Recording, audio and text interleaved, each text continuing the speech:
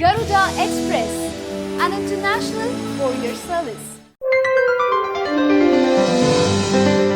రాష్ట్రపతి ఎన్నిక సమయం సమీపిస్తుండటంతో ఆ పదవికి అభ్యర్థి ఎంపిక విషయమై ప్రధాని నరేంద్ర మోదీ కసరత్తు ప్రారంభించినట్లు తెలుస్తోంది.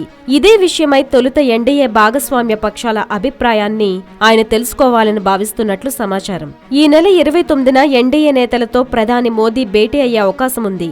ఆ తేనేటి విందుకు శివసేన అధ్యక్షుడు ఉద్ధవ్ ఠాకరేను ప్రధాని స్వయంగా ఆహ్వానించడం విశేషం. ఏకాభిప్రాయం ద్వారా తదుపరి రాష్ట్రపతిని ఎన్నుకుందామని విపక్షాలకు ప్రతిపాదించాల్సి వచ్చే పరిస్థితుల్లో ముందుగా తమ మిత్రపక్షాల మనసులో ఏముందో తెలుసుకోవడం అవసరమని బీజేపీ నాయకత్వం భావిస్తోందని విశ్వసనీయ సమాచారం. ఉద్ధవ్ ఠాకరేను తేనేటి విందుకు ప్రధాని మోదీ ఆహ్వానించడం విశేషం. పార్లమెంటు సభ్యులు, అన్ని రాష్ట్రాల ఎమ్మెల్యేలతో కూడిన ఎలక్టోరల్ కాలేజీలో మొత్తం ఓట్లు 10.98 లక్షలు.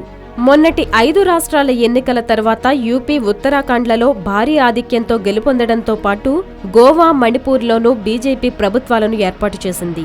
దీంతో ఎలక్టోరల్ కాలేజీలో ఎన్డీఏ తిరుగులేని ఆధిక్యాన్ని కలిగి ఉంది. ప్రణబ్ ముఖర్జీ స్థానంలో దేశ ప్రథమ పౌరుడు ఎవరవుతారన్నది ఆసక్తికరం.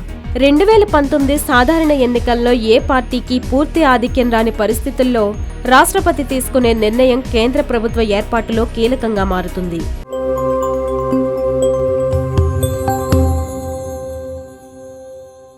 హాయ్ యోయో వ్యూవర్స్, సబ్స్క్రైబ్ చేసేటప్పుడు అక్కడ ఉండే గంట సింబల్ను ప్రెస్ చేయడం మర్చిపోవద్దు.